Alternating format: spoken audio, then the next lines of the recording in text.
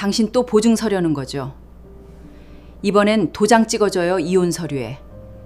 남편의 가죽 가방이 식탁 위로 떨어지며 둔탁한 소리를 냈습니다.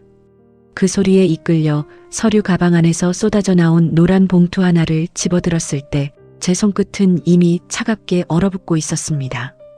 봉투 겉면에 적힌 거친 글씨체와 그 안에 들어있던 금융기관의 대출 보증 서류를 확인한 순간 제 가슴은 그대로 무너져 내렸습니다. 서류 맨 뒷장 채무 보증 일란에는 남편의 이름과 함께 붉은 인감도장이 선명하게 찍혀 있었습니다. 금액란에 적힌 억 단위의 숫자는 눈을 감아도 잔상처럼 사라지지 않았습니다. 결혼 생활 내내 나를 피말리게 했던 그 지긋지긋한 붉은 도장이 은퇴한 남편의 손에 의해 또다시 찍혀 있었던 것입니다. 숨이 턱 막혀오며 머릿속이 하얗게 비어갔고 바닥에 주저앉아 얼어붙은 듯 서류를 바라볼 수밖에 없었습니다. 남편은 인기척을 느끼고 안방에서 걸어 나오더니 제 손에 들린 서류를 보고는 당황한 기색도 없이 오히려 혀를 찰 뿐이었습니다. 그 표정은 미안함이나 죄책감과는 전혀 거리가 먼 짜증과 귀찮음으로 일그러져 있었습니다. 남편은 아무렇지도 않게 서류를 빼앗아 들며 당신이 왜 남의 가방을 함부로 뒤지냐고 고함을 질렀습니다. 그 순간 가슴이 답답해져 오면서 머릿속이 하얗게 변했습니다. 손끝에서부터 시작된 떨림은 온몸으로 번져나갔고 차가운 분노가 발끝에서부터 차올랐습니다. 이게 뭐예요? 은퇴하고 퇴직금 받아서 겨우 숨 돌리나 했더니 또 보증이에요? 제 목소리는 떨리고 있었지만 남편의 눈을 똑바로 향했습니다. 남편은 서류를 다시 봉투에 쑤셔 넣으며 코방귀를 뀌었습니다. 당신이 뭘 안다고 그래? 평생 집에서 살림만 한 당신이 세상 물정을 알긴 해? 그 말은 젊은 날부터 남편이 나를 짓밟을 때마다 전매특허처럼 쓰던 무책임한 변명이었습니다. 아무도 쉽게 말을 이어가지 못하는 그 서늘한 정적 속에서 거실의 공기는 순식간에 얼어붙었습니다. 이상한 흐름이 우리 두 사람 사이를 침범하기 시작했습니다. 그 순간 이후 집안의 분위기는 완전히 달라져 있었습니다. 남편은 여전히 자신의 행동이 남자의 당연한 의리이자 거절할 수 없는 호의라고 포장하고 있었습니다.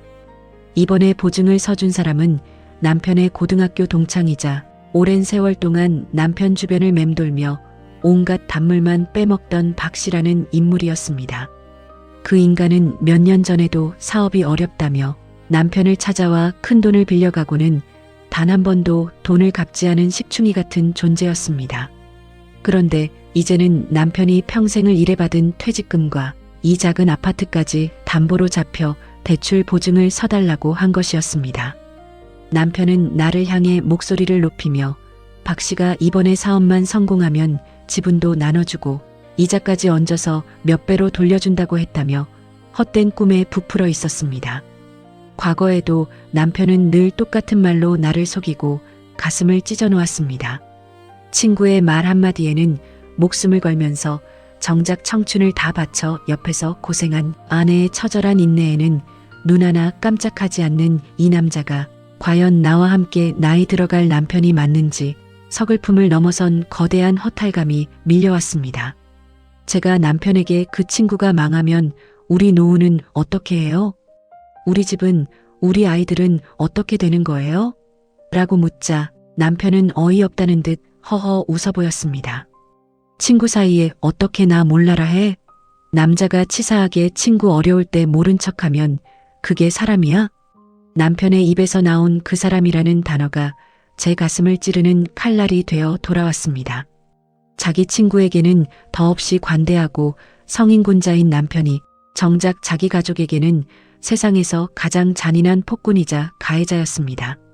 저는 바닥에 떨어진 노란 봉투를 다시 바라보았습니다. 서류 위로 제 눈물이 떨어져 종이가 번져나갔지만 남편은 그 눈물조차 유난스럽다며 외면했습니다. 은퇴 후 따뜻한 차 한 잔 나누며 고생했다고 서로를 토닥여야 할 나이에 저는 또다시 벼랑 끝으로 내몰리고 있었습니다. 이번만큼은 예전처럼 우는 것으로 끝나지 않을 것이라는 예감이 제 심장 밑바닥에서부터 무겁게 내려앉았습니다. 이 남자는 변하지 않는다. 아니, 죽을 때까지 변할 수 없다라는 자각이 머릿속을 강렬하게 스쳤습니다.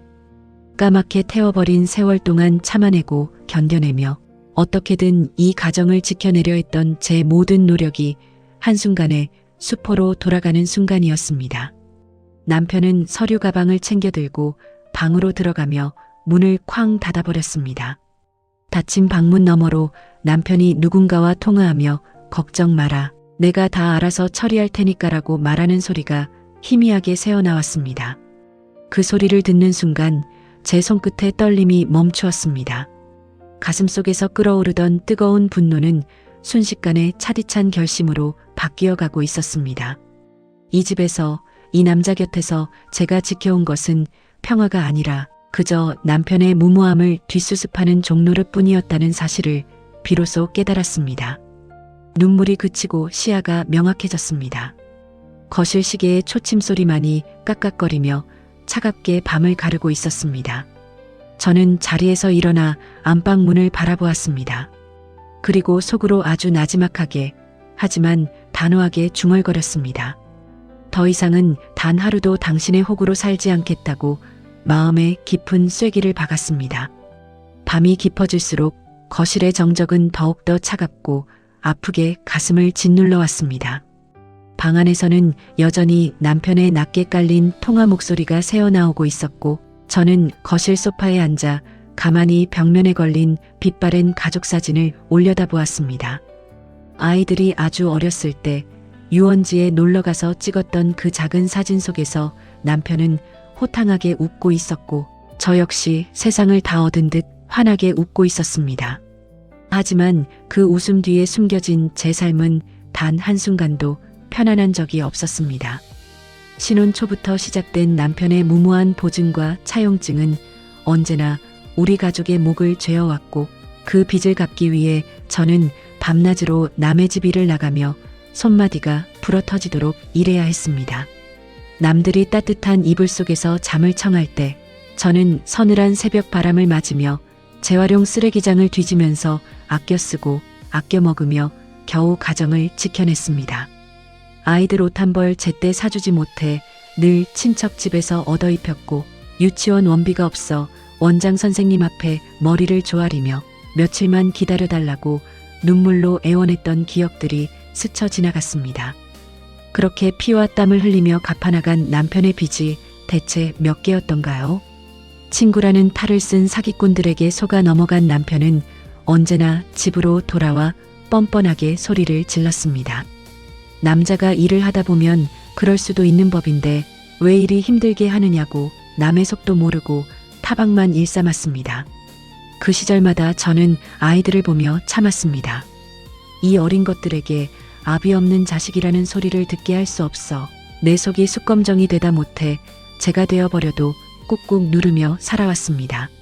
머리가 희끗희끗해지고 마침내 남편이 회사에서 은퇴를 했을 때 저는 이제야 비로소 제 삶에도 긴 터널이 끝나고 작은 햇살이 드는 줄 알았습니다. 이제는 둘이서 소박하게 약수터도 다니고 가끔은 가까운 바다라도 찾아가 지나온 고생을 서로 어루만져주며 평온한 노후를 보낼 수 있을 거라 믿었습니다. 하지만 그 소박한 꿈마저도 남편은 단칼에 베어버렸습니다. 방문이 스르륵 열리고 남편이 밖으로 걸어 나왔습니다. 남편은 거실에 여전히 멍하니 앉아있는 저를 흘겨보더니 냉장고에서 물을 꺼내 마시며 아무렇지도 않다는 듯 말을 건넸습니다. 당신 아직 안 잤어? 괜히 쓸데없는 생각하지 말고 일찍 들어가서 자. 박 씨가 다음 달이면 사업체 정리해서 큰돈 들어온다고 했으니까 이번 보증만 잘 넘어가면 우리도 팔자 고치는 거야. 내가 당신 고생시킨 거 모르는 줄 알아? 다 당신하고 우리 집안 잘 되라고 하는 일이니까 잠자코 있어. 그 목소리에는 미안함이나 망설임 따위는 눈곱만큼도 들어있지 않았습니다. 자기 착각과 오만에 빠져 여전히 세상을 다 아는 척 굴고 있는 남편의 얼굴을 바라보는데 울컥하고 무언가 치밀어 올랐습니다. 더 이상은 참을 수도 없었고 참아서도 안 된다는 강렬한 직관이 뇌리를 때렸습니다. 저는 천천히 자리에서 일어났습니다. 그리고 제 평생 남편에게 단 한 번도 보여준 적 없는 서늘하고 나지막한 목소리로 입을 열었습니다. 당신은 참 나쁜 사람이에요. 자기 친구 눈에 흘러내리는 눈물은 불쌍해서 어쩔 줄 몰라 하면서 당신 때문에 평생 피눈물 흘린 마누라 가슴은 다 찢어져서 문드러진 게 보이지 않나요? 팔자를 고쳐요? 박 씨, 그 인간이 당신한테 돈 갚은 적이 단 한 번이라도 있어요? 당신이 보증 서준 친구들 중에 단 한 명이라도 고맙다고 찾아온 사람이 있냐고요. 남편은 제 단호한 태도에 당황했는지 순간 눈동자를 흔들었지만 이내 특유의 버럭하는 성질을 내세우며 소리를 높였습니다. 이 여편네가 어디서 감히 소리를 높여? 남자의 의리를 당신 같은 여편네가 뭘 안다고 따지고 들어? 내가 내 이름으로 보증 서겠다는데 당신이 무슨 상관이야? 제 상관이에요. 저는 남편의 말을 단칼에 잘라버렸습니다. 당신이 보증 서겠다는 그 돈, 당신 혼자 벌어온 거 아니에요. 당신이 사방에 빚지고 다닐 때 식당 설거지하고 남의 집 청소하면서 피똥 싸며 메꾼 건 나예요. 당신 퇴직금, 그 퇴직금의 반은 내 피와 땀으로 만든 거란 말이에요. 그런데 그걸 또 사기꾼 친구한테 갖다 바치겠다고요? 뭐? 사기꾼? 너 말이 너무 과한 거 아니야? 남편은 핏대를 세우며 제 앞으로 성큼 다가왔습니다. 하지만 저는 눈 하나 꿈쩍하지 않았습니다. 예전에 저였다면 남편이 화를 내며 다가올 때 주춤거리며 물러섰을 테지만 지금의 저는 아무것도 두렵지 않았습니다. 잃을 것이 없는 사람에게는 그 어떤 위협도 통하지 않는 법이었습니다. 내일 아침 일찍 변호사 사무실에 갈 거예요. 제 입에서 나온 그 말에 남편은 동작을 멈추었습니다. 이혼 서류 작성할 겁니다. 당신이 그 친구 보증을 서든 내일 당장 당신 퇴직금을 다 갖다 주든 이제 상관 안 해요. 대신 우리 집 그리고 당신 퇴직금 정확히 반으로 나눠서 제 목 내놓으세요. 내 몸 가지고 나가서 살 테니까 당신은 남은 돈으로 친구 의리 실컷 지키면서 사세요. 남편은 기가 차다는 듯 헛웃음을 터뜨렸습니다. 이혼? 당신이 나이가 몇인데 이혼 소리를 꺼내? 미쳤어? 당신 나이 60 넘어 나가서 할 줄 아는 게 뭐가 있다고 이혼이야? 어디서 이상한 드라마만 봐가지고 헛소리를 해. 헛소리인지 아닌지는 내일 보면 알겠죠. 저는 남편을 차갑게 지나쳐 안방으로 들어갔습니다. 그리고 장롱 깊숙한 곳에서 작은 여행 가방을 꺼내어 제 옷가지 몇 개를 챙기기 시작했습니다. 남편은 쫓아 들어와 서랍을 뒤적이는 저를 보며 황당한 표정을 지었습니다. 지금 뭐 하는 짓이야? 진짜 나랑 끝장이라도 보겠다는 거야? 저는 옷가지를 차곡차곡 가방에 넣으며 남편을 바라보았습니다. 끝장은 당신이 본 거예요. 수십 년 동안 내가 던진 신호, 내가 흘린 눈물 다 무시하고 은퇴해서까지 나를 낭떠러지로 밀어붙인 건 당신이라고요. 내 인생에 당신이라는 짐은 여기까지예요. 더 이상은 당신 빚더미에 같이 맞아 죽어줄 생각 없어요. 가방 자크를 잠그는 소리가 조용한 방 안에 묵직하게 울려 퍼졌습니다. 남편은 그제야 사태의 심각성을 느꼈는지 얼굴이 굳어져 가고 있었습니다. 하지만 저는 단 한 번의 망설임도 없이 가방을 들고 거실로 나왔습니다. 남편이 뒤따라 나와 제 팔을 잡으려 했지만 저는 차갑게 그 손을 뿌리쳤습니다. 내 몸에 손대지 마세요. 문고리를 잡고 밖으로 나서는 순간 밤 공기가 폐부 깊숙이 들어왔습니다. 평생을 나를 짓누르던 그 답답한 집에서 한 발짝 걸어 나왔을 뿐인데 아이러니하게도 제 가슴은 시원하게 뚫려오기 시작했습니다. 눈물이 나지 않았습니다. 오직 가슴속 깊은 곳에서 나 자신을 향한 미안함과 이제야 비로소 나를 찾겠다는 차가운 결기가 살아나고 있었습니다. 남편이 문 뒤에서 고함을 지르는 소리가 들렸지만 그 소리는 더 이상 제 마음에 아무런 파도를 일으키지 못했습니다. 길고 길었던 잔혹한 인내의 시간은 그 밤 그렇게 완벽하게 마침표를 찍고 있었습니다. 차디찬 밤바람을 맞으며 택시에 올랐을 때 기사님이 어디로 가냐고 물어보셨습니다. 그 평범한 질문에 순간 숨이 턱 막혔습니다. 평생을 한 가정을 위해 살았고 오직 집과 가족밖에 모르며 살아왔는데 막상 제 몸 하나 편히 누일 곳이 없다는 사실이 서글프게 밀려왔습니다. 결국 저는 근처 작은 찜질방으로 향했습니다. 딱딱한 바닥에 누워 천장을 바라보는데 지나온 세월의 아득한 기억들이 밀물처럼 밀려들기 시작했습니다. 젊은 시절 신혼 꿈에 부풀어 시작했던 우리 집은 사실 번듯한 집도 아니었습니다. 남편의 고향 친구가 사업 자금이 필요하다며 찾아왔을 때 남편은 제 반대에도 불구하고 신혼집 전세 보증금을 담보로 대출을 받아주었습니다. 그 친구는 얼마 지나지 않아 야반도주를 했고 사채업자들이 신혼집 문을 발로 차며 행패를 부리기 시작했습니다. 임신 중이었던 저는 공포에 떨며 구석에 웅크리고 있어야 했고 결국 우리는 살던 집에서 쫓겨나 산동네 작은 단칸방으로 쫓기듯 이사를 가야 했습니다. 단칸방은 겨울이면 방 안에 놓아둔 물 대접에 얼음이 둥둥 뜰 정도로 차가웠습니다.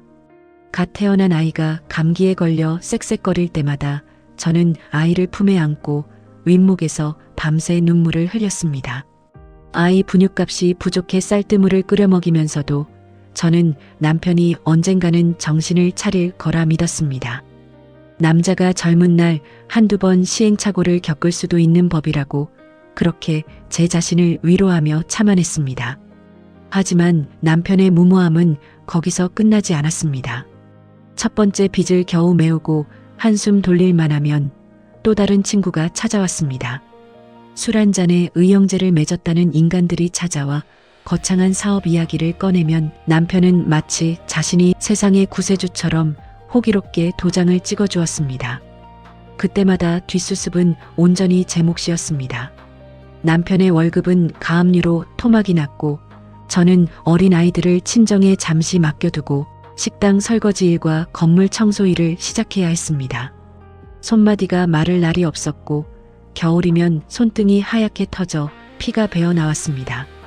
남의 집 부엌에서 버려지는 음식을 보며 부러워해야 했던 그 참담한 서러움은 오직 내 자식들 번듯하게 키워내겠다는 오기 하나로 견뎌냈습니다.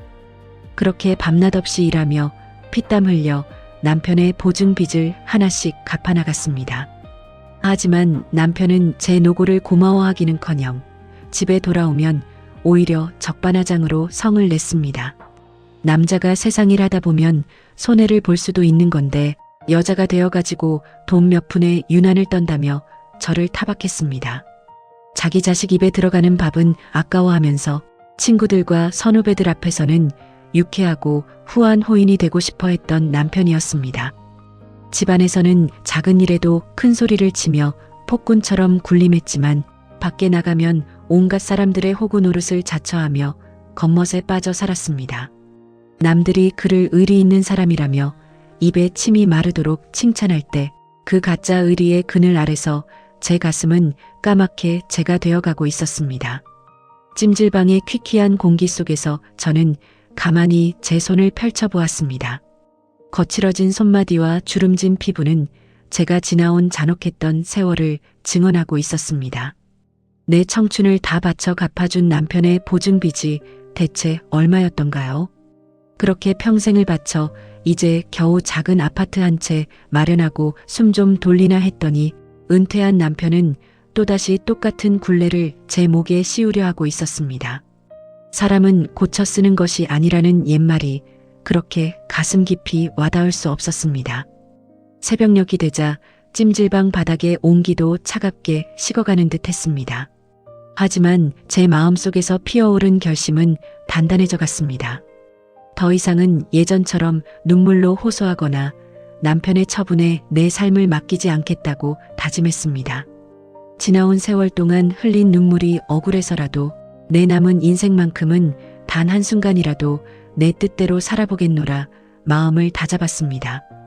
긴 어둠이 지나고 창밖으로 희미하게 푸른 새벽빛이 새어들기 시작했습니다.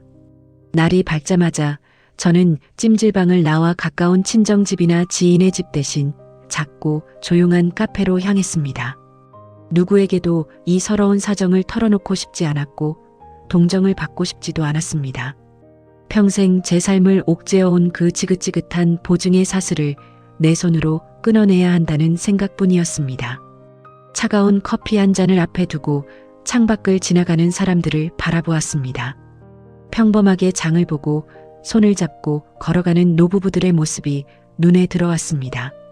저들에게는 당연한 저 소소한 일상이 왜 나에게는 평생 허락되지 않은 사치였을까 하는 생각이 들었습니다. 제가 식당에서 하루 12시간씩 일하며 모은 돈과 입을 것 안 입고 먹을 것 안 먹어가며 적금을 부어 지금의 이 32평 아파트를 마련했을 때가 떠올랐습니다. 제 명의로 집을 사겠다고 했을 때 남편은 노발대발하며 집안의 가장이 남편인데 어디 여자가 집주인 행세를 하려 하느냐고 호통을 쳤습니다. 결국 남편 명의로 등기를 치르면서도 저는 우리가 함께 고생해서 만든 집이니 상관없다고 스스로를 위안했습니다. 하지만 그 집마저도 남편에게는 친구들에게 자랑하기 위한 새를 과시하는 수단에 불과했습니다.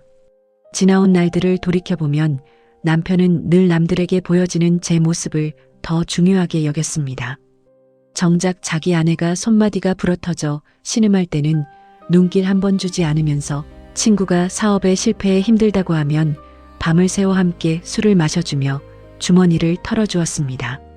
남편의 친구들은 그를 향해 세상을 다 품을 수 있는 대인배라 칭송했지만 그 칭송의 대가는 전부 저와 우리 아이들의 눈물겨운 희생으로 치러진 것이었습니다. 가짜 의리에 눈이 돌아간 남편은 가정이라는 진짜 울타리가 무너져가고 있다는 사실을 끝내 깨닫지 못했습니다. 더 기가 막힌 것은 그렇게 남편의 돈을 가져가고 보증을 세웠던 친구들 중 그 누구도 남편에게 따뜻한 밥 한 끼 대접한 적이 없었다는 점입니다. 필요할 때만 달콤한 말로 남편의 자존심을 간지럽히고 목적을 달성하면 썰물처럼 빠져나갔습니다. 그런데도 남편은 자신이 이용당했다는 사실을 인정하려 하지 않았습니다. 오히려 그들이 지금 잠시 운이 없어 기울었을 뿐이라며 친구의 재기를 돕는 것이 남자의 도리라는 환상 속에서 헤어나지 못했습니다. 휴대폰이 요란하게 울리기 시작했습니다. 화면에는 남편의 이름 석자가 찍혀 있었습니다. 평소 같았으면 가슴이 철렁 내려앉아 얼른 전화를 받았겠지만 저는 그저 무심한 눈으로 진동하는 화면을 바라보기만 했습니다. 3번, 4번 연이어 전화가 걸려오더니 이내 음성 메시지와 함께 거친 문자 메시지가 도착했습니다. 어디 가서 쓸데없는 짓 하지 말고 당장 집으로 들어오라는 여전히 사태의 심각성을 깨닫지 못한 고압적인 태도였습니다. 자신의 호통 한 번이면 제가 다시 고개를 숙이고 집으로 돌아갈 것이라 믿고 있는 게 틀림없었습니다. 하지만 그 문자를 보는 순간 제 안에서는 슬픔이나 분노 대신 서늘한 실소가 흘러나왔습니다. 이 남자는 아직도 자신에게 남아있는 권력이 있다고 착각하고 있구나. 내가 지난 세월 동안 참았던 것이 자신에 대한 존경이나 두려움 때문이 아니라 오직 가정을 지키기 위한 아내로서의 마지막 인내였다는 것을 전혀 모르는구나 하는 생각이 들었습니다. 남편이 그렇게 가볍게 여겼던 제 인내심이 마침내 바닥을 드러냈다는 사실을 이제는 똑똑히 보여주어야 할 때였습니다. 저는 휴대폰 전원을 끄고 가방 속에 넣었습니다. 그리고 가방 안쪽에 간직해 두었던 도장과 신분증을 다시 한번 확인했습니다. 은퇴 후 은은하게 빛나는 노후를 꿈꿨던 제 삶은 비록 산산조각 났지만 그 파편에 더 이상 제 마음을 베이지 않겠다고 다짐했습니다. 남편이 그토록 소중히 여기는 그 가짜 의리와 친구라는 허울 아래 내 남은 인생까지 매몰되게 둘 수는 없었습니다. 가방을 챙겨 들고 카페를 나왔습니다. 가야 할 곳은 분명했습니다. 평생을 남편의 뒷수습만 하며 살아온 제가 처음으로 제 자신을 위해 발걸음을 옮기는 순간이었습니다. 햇살은 따스하게 내리쬐고 있었고 제 발걸음은 생각보다 무겁지 않았습니다. 지난 세월의 무거운 짐을 내려놓고 나온 기분이었습니다. 30년 넘게 이어진 힘들었던 시간의 고리를 끊어내기 위한 저의 진짜 행동이 비로소 시작되고 있었습니다.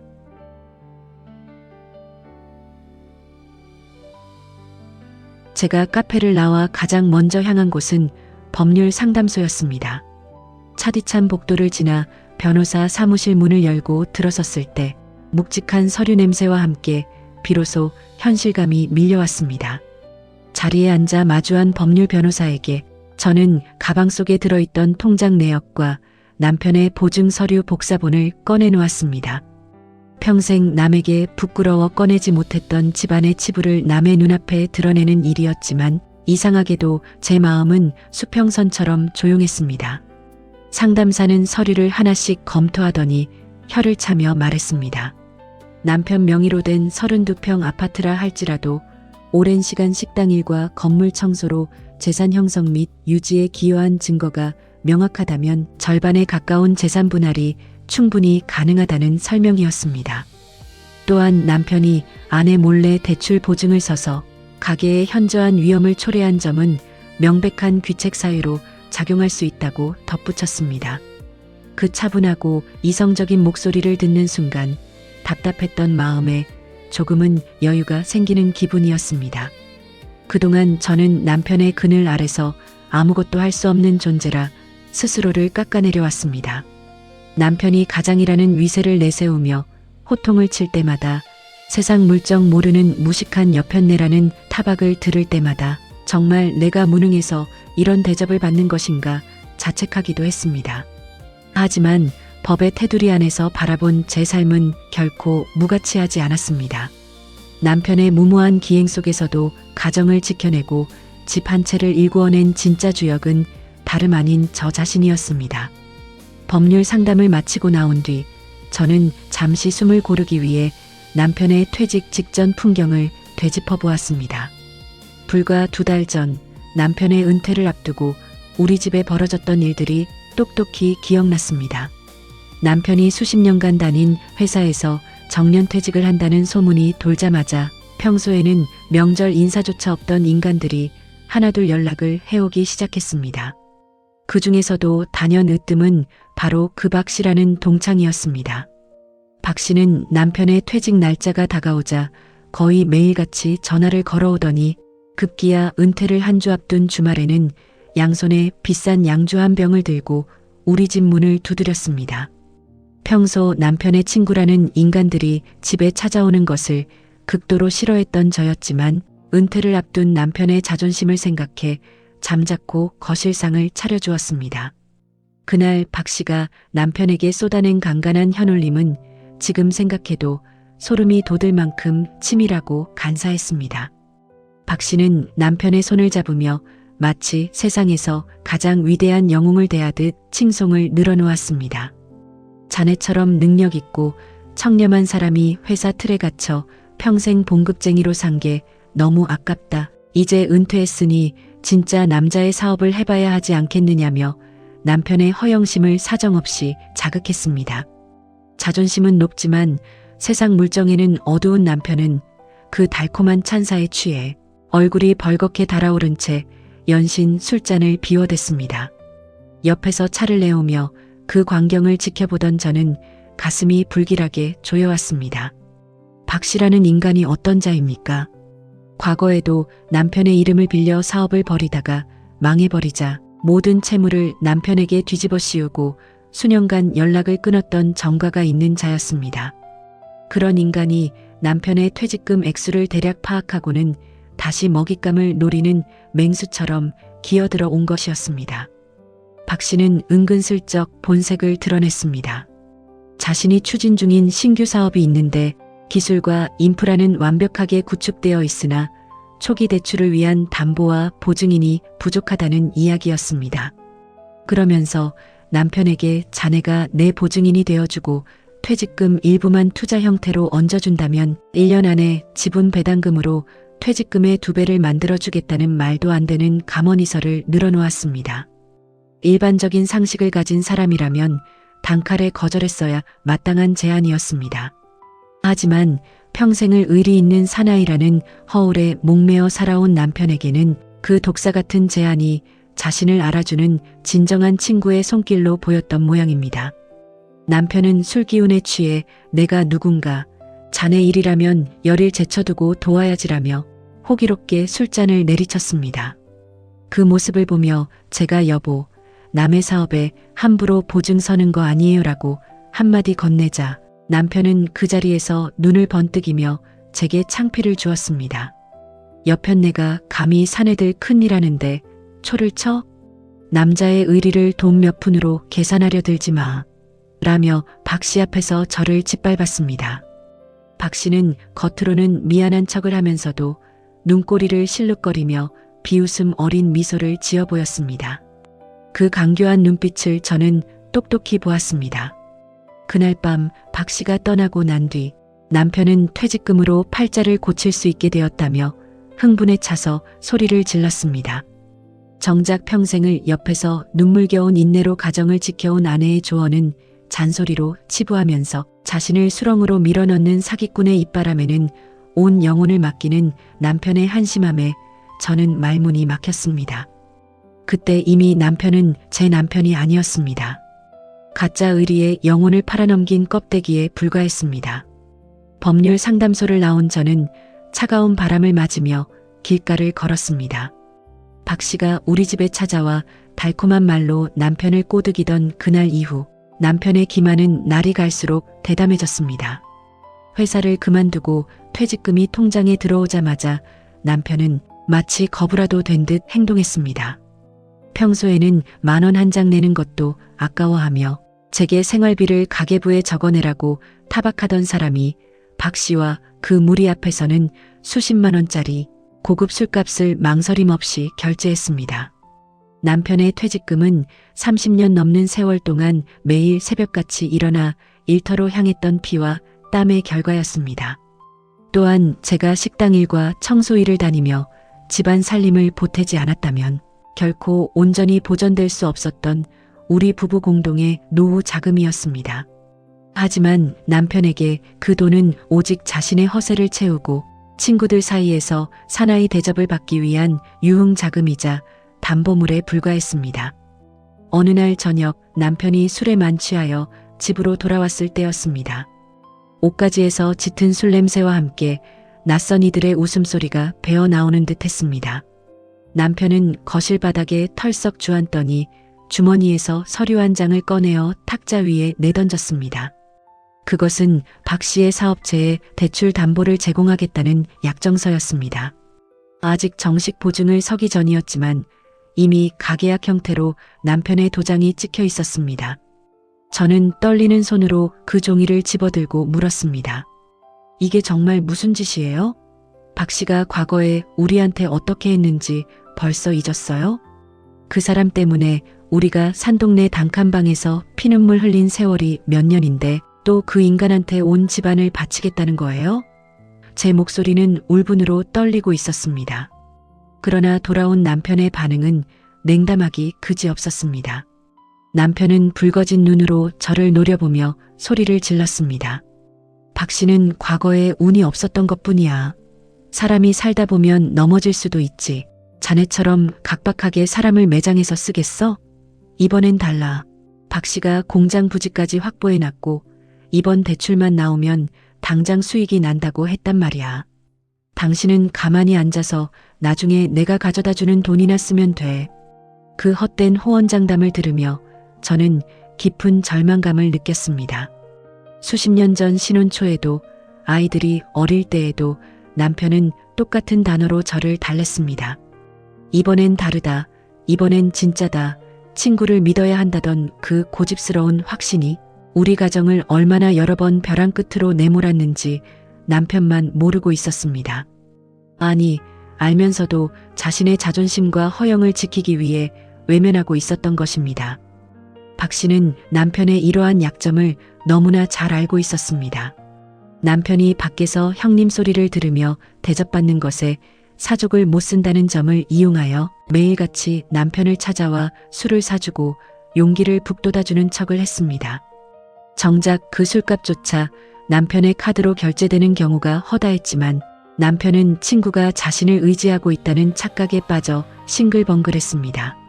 남들의 이용 대상이 되어가면서도 그것을 의리라 착각하는 남편의 유치함에 제 가슴은 타들어갔습니다.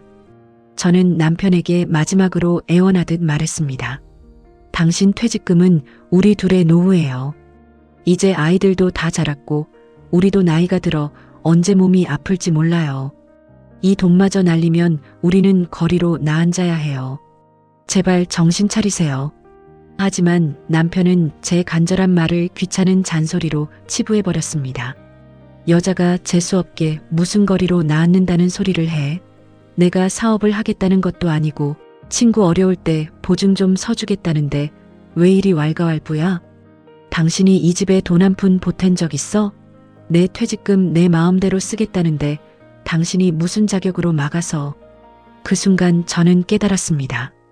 제가 지난 세월 동안 식당 설거지를 하고 건물 청소를 하며 손가락이 굽어지도록 고생했던 그 모든 노동의 가치를 남편은 완전히 부정하고 있었습니다. 제가 번 돈으로 집안 살림을 메꿨기에 남편이 월급을 보존할 수 있었고 퇴직금까지 쌓일 수 있었던 것임에도 불구하고 남편의 기억 속에서 제 노력과 희생은 존재하지 않는 것이었습니다. 오직 자신만이 가정을 책임진 가장이고 저는 그저 남편이 벌어다주는 돈으로 밥이나 먹고 사 얹혀 사는 존재일 뿐이었습니다. 남편의 그 비정한 언사는 제 가슴속에 남아있던 마지막 연민의 불씨마저 완전히 꺼뜨렸습니다. 더 이상의 대화는 무의미했습니다.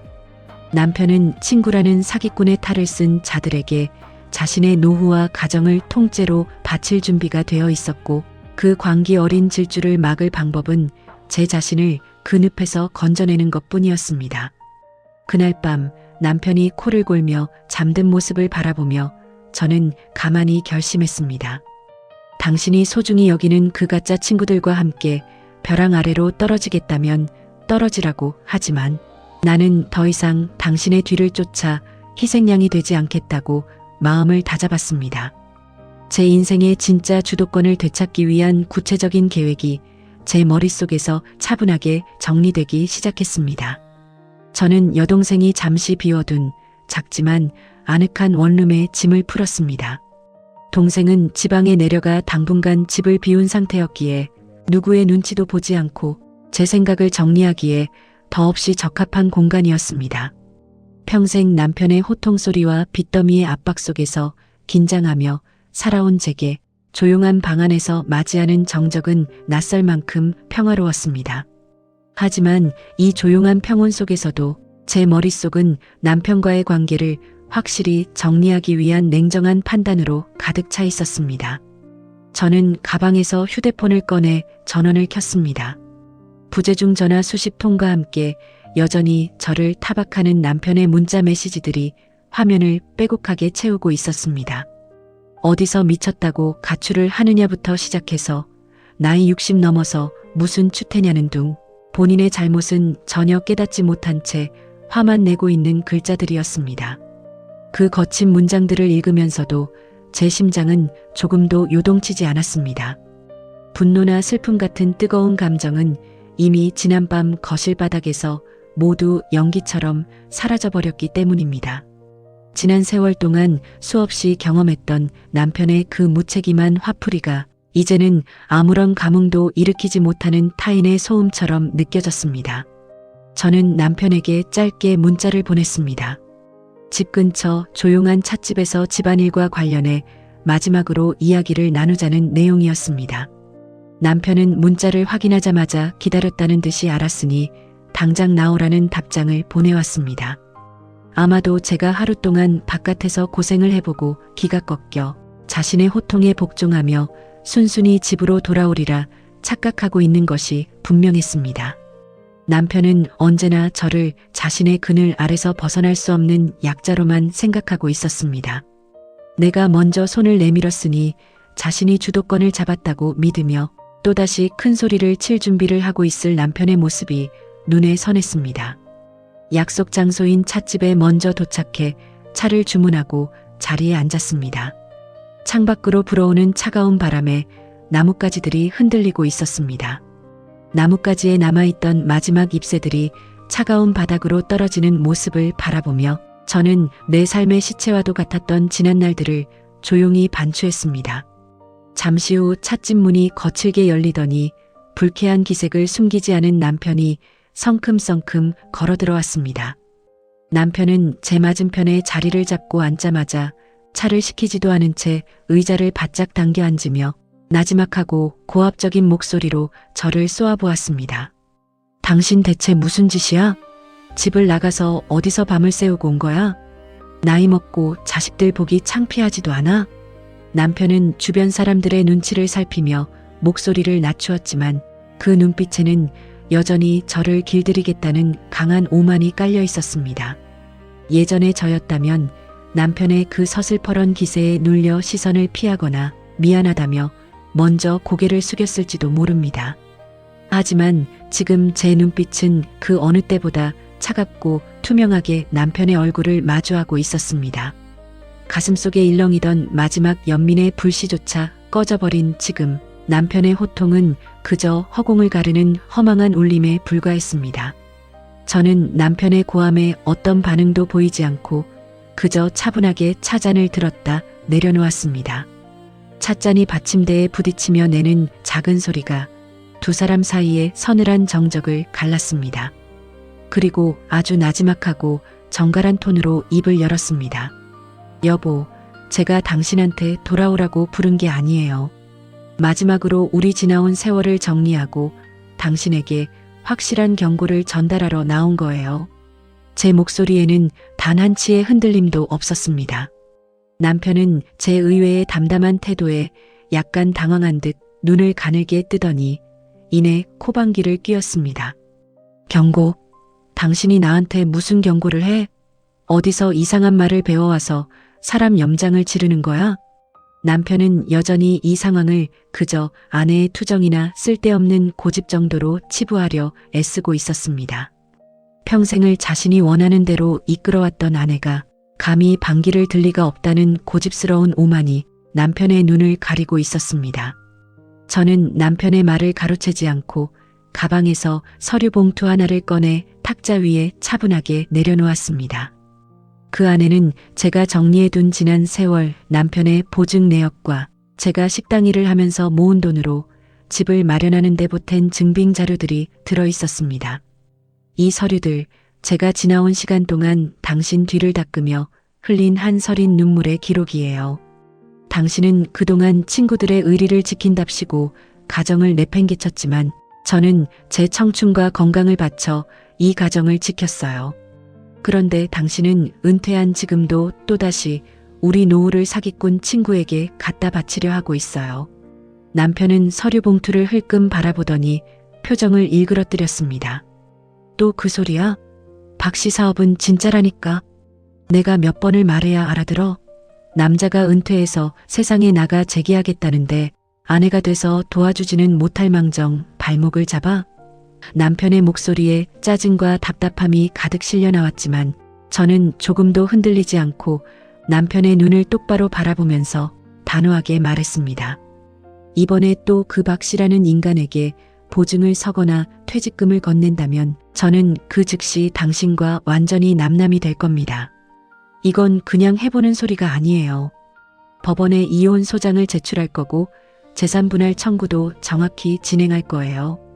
제 단단한 어조와 서늘한 눈빛에 남편은 순간 말문이 막힌 듯 입을 벌린 채 저를 바라보았습니다. 평생 동안 순종하고 참아내기만 했던 아내의 입에서 나온 이혼과 재산 분할이라는 단어는 남편이 단 한 번도 상상해보지 못한 거대한 균열이었습니다. 남편의 눈동자가 당황함으로 흔들리기 시작했고 찻집 내부의 서늘한 공기 속에서 저는 제 마음속에 새겨진 단호한 결의를 남편의 가슴속 깊이 조용히 내던지고 있었습니다. 남편은 한참 동안 말을 잇지 못하고 저를 멍하니 바라보았습니다. 평생을 아래로 내려다보던 아내의 입에서 이혼이라는 단어가 그것도 이토록 냉정하고 차분한 어조로 흘러나오리라고는 전혀 예측하지 못한 표정이었습니다. 하지만 그 당황스러움도 잠시뿐이었습니다. 남편의 얼굴은 이내 불쾌함과 모멸감으로 가득 차더니 특유의 고집스러운 버럭 성질을 다시금 드러내기 시작했습니다. 이혼? 지금 당신 입에서 이혼이라는 말이 나와? 나이 60이 넘어 머리가 희끗희끗한 마당에 어디서 못된 것만 배워와서 행패야. 남편은 찻집 안에 다른 손님들을 의식해 목소리를 죽이려 애썼지만 이빨 사이로 새어나오는 그 음성에는 저를 어떻게든 제압하려는 오만함이 가득했습니다. 당신이 나하고 이혼하고 어디 가서 뭘 하고 살 건데? 평생 집에서 살림만 하고 내가 벌어다 준 돈으로 살아온 주제에 나가서 단 하루라도 제 힘으로 살아볼 수나 있을 것 같아? 남편의 그 말 속에는 지난 수십 년 동안 저를 바라보던 시선이 그대로 응축되어 있었습니다. 남편에게 저는 독립적인 한 인간이 아니라 그저 자신의 울타리 안에서 시키는 대로 살아가야 하는 종속적인 존재에 불과했습니다. 제가 식당 일을 나가고 남의 집 청소를 하며 손가락이 마디마디 굽어질 때도 남편은 그것을 자신이 가장으로서 가정을 지키는 동안 아내가 보탠 소소한 소일거리 정도로 치부해왔던 것입니다. 저는 남편의 그 하찮은 언사에 분노하는 대신 가만히 한숨을 내쉬었습니다. 여보, 당신은 아직도 상황 파악이 안 되는 모양이네요. 제가 나가서 어떻게 살지는 제가 걱정할 문제예요. 다만 한 가지 확실한 건 당신 빚더미에 눌려 매일 밤 불안에 떨며 사느니 단칸방에서 풀죽을 먹더라도 내 마음 편히 사는 게 100번 낫다는 거예요. 이 여편네가 진짜 미쳤나? 남편은 결국 참지 못하고 테이블을 툭 쳤습니다. 찻잔이 흔들리며 차가 바닥으로 조금 쏟아졌습니다.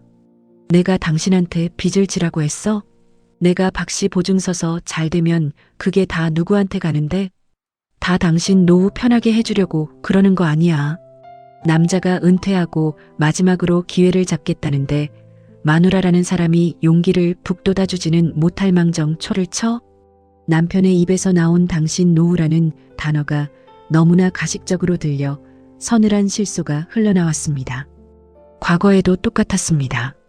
신혼 초 전세금을 날렸을 때도 아이들 돌잔치 비용을 친구 대출금으로 밀어 넣었을 때도 남편은 늘 우리 가족의 미래를 위한 투자라는 핑계를 댔습니다. 하지만 그 투자의 결과는 언제나 처참한 빚더미였고 그 빚더미를 치우는 것은 오롯이 제 피와 땀이었습니다. 당신 노후가 아니라 당신의 그 쓸데없는 자존심과 허세를 위한 거겠죠. 제 목소리는 찻집 안의 나지막한 음악 소리보다 더 무겁게 남편의 가슴을 때렸습니다. 박 씨한테 형님 소리 듣고 밖에서 의리 있는 사나이 대접받는 게 당신한테는 나와 우리 아이들의 삶보다 더 중요한 거잖아요. 이제 그 가짜 의리 노름에 나를 끌어들이지 마세요. 이번에 또 도장을 찍는 순간 우리는 법원에서 만나는 겁니다. 저는 자리에 일어나 가방을 챙겨 들었습니다. 남편은 쫓아 일어서며 제 팔을 잡으려 했지만 저는 차갑게 시선을 던지며 남편의 손길을 거부했습니다. 남편은 제 단호한 태도에 멈칫하더니 이내 핏대를 세우며 소리를 질렀습니다.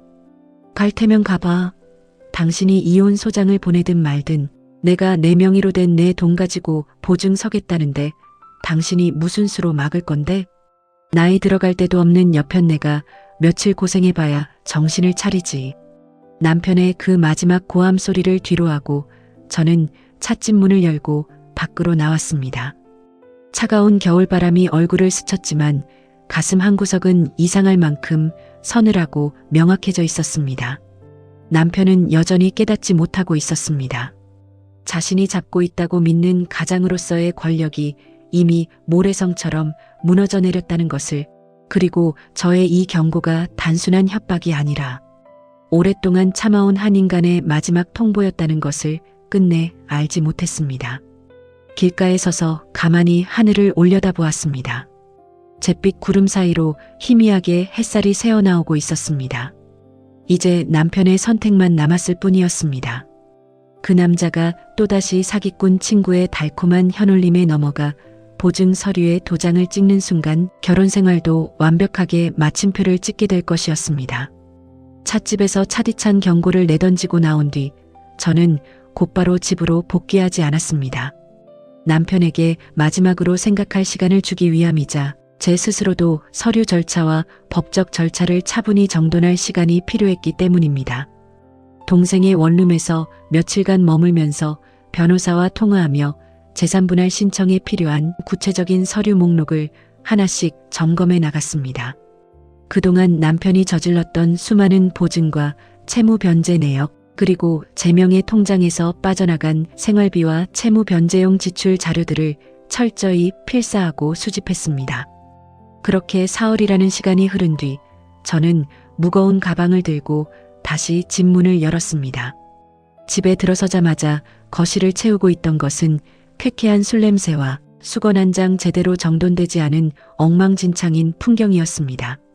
제가 없는 사흘 동안 남편은 스스로 끼니 하나 제대로 챙기지 못한 채 온 집안을 난장판으로 만들어 놓고 있었습니다. 평생 동안 아내가 차려주는 따뜻한 밥상과 깔끔하게 정돈된 집안 환경을 당연한 권리처럼 누려온 남편이었기에 제 부재가 가져온 현실적인 불편함에 무척이나 당황해하고 있었던 모양입니다. 안방에서 어슬렁거리며 걸어 나온 남편은 제가 들어서는 모습을 보고는 반가운 기색을 숨기려 애쓰며 또다시 퉁명스러운 소리를 내뱉었습니다. 어디 가서 며칠 고생해보니까 집 귀한 줄 알겠지? 나이 60 넘은 여편네가 갈 데가 어디 있다고 갖출 줄이야. 얼른 옷 갈아입고 들어가서 저녁상이나 차려. 남편은 여전히 제가 기가 꺾여 돌아온 줄로 착각하고 있었습니다. 자신의 호통과 위세에 밀려 다시 예전의 순종적인 아내로 복귀했다고 믿고 싶었던 것입니다. 저는 남편의 그 헛된 언사에 단 한마디 대꾸도 하지 않았습니다. 그저 차가운 눈빛으로 남편을 한번 스쳐본 뒤 제 짐 가방을 소파 옆에 올려놓았습니다. 그리고 주방으로 들어가 차갑게 식은 정수기 물 한 잔을 마시며 속을 달랬습니다. 남편은 제 무반응과 서늘한 눈빛에 순간 주춤하더니 이내 혀를 찰며 방으로 들어가 문을 닫아버렸습니다. 그 남자는 아직도 깨닫지 못하고 있었습니다. 제가 돌아온 것은 복종하기 위함이 아니라 그 남자의 진짜 마지막 선택을 내 눈으로 직접 확인하고 완벽하게 서류를 건네기 위한 수순이었다는 것을 말입니다. 그날 밤 온 집안에 어둠이 차갑게 내려앉았습니다. 저는 안방 침대 대신 거실 소파에 침구를 깔고 누웠습니다. 남편은 안방에서 코를 골며 자는 척을 하고 있었지만 저는 남편의 불안한 기운을 느낄 수 있었습니다. 사기꾼 친구 박 씨에게 이미 보증 약정까지 적어준 남편이 아내의 단호한 이혼 경고와 박 씨의 끈질긴 요구 사이에서 갈팡질팡하고 있다는 사실을 직감했습니다. 조용한 거실 안에서 시계 초침 소리만이 깍깍거리며 차가운 밤 공기를 가르고 있었습니다. 시계 바늘이 새벽 1시를 가리킬 무렵이었습니다. 안방 문이 아주 조심스럽게 스르륵 열리는 소리가 들렸습니다.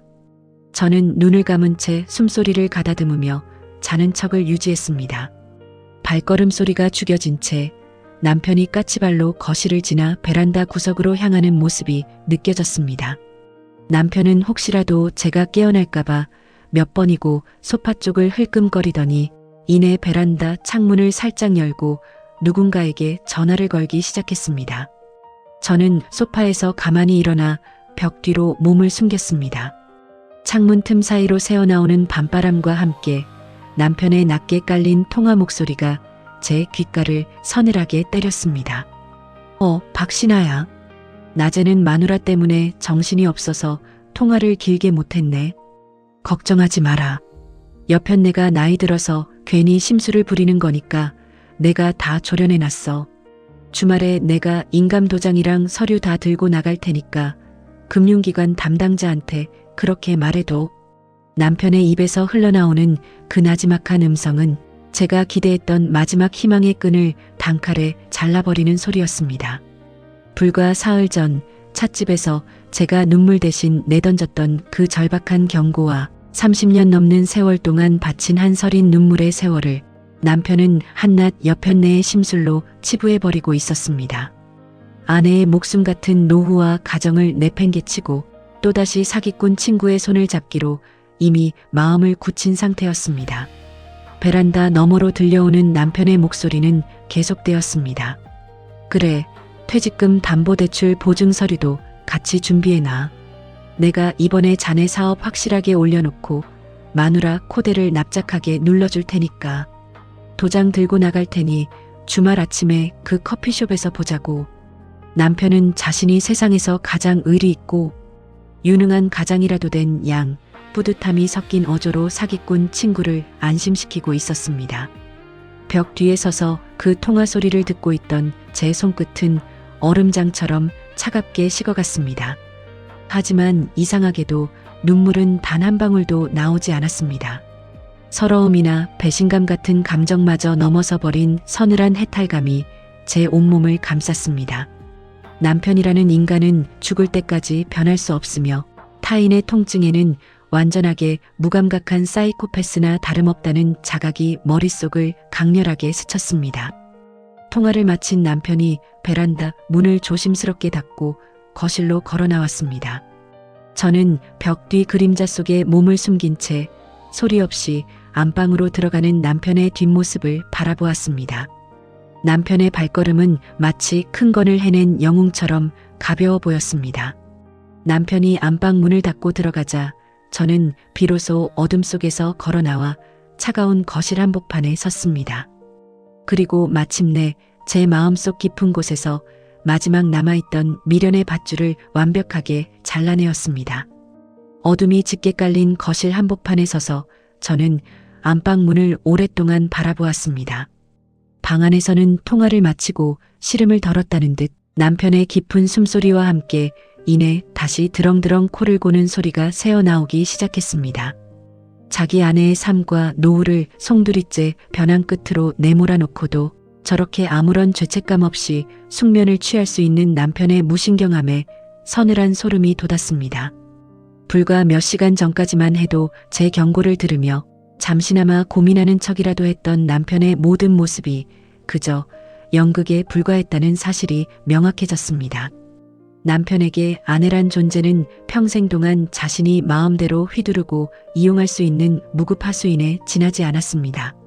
친구들의 가짜 찬사와 의리라는 허울에 취해 있을 때 그 화려한 무대 뒤에서 피눈물을 흘리며 청춘을 바친 아내의 노동은 당연한 유산처럼 취급당했습니다. 자신이 은퇴해서 퇴직금을 손에 쥐게 되자 그 돈마저 자신의 전유물로 생각하며 아내의 동해 따위는 안중에도 없이 사기꾼 친구에게 갖다 바치려 하는 그 오만함에 기가 차서 말이 나오지 않았습니다. 저는 조용히 소파로 돌아와 앉았습니다. 차가운 거실 공기가 피부에 닿았지만 제 마음속 깊은 곳에서 피어오르는 결의는 오히려 촛불처럼 선명해졌습니다. 이제 흘릴 눈물도 더 이상 호소할 애원도 남아있지 않았습니다.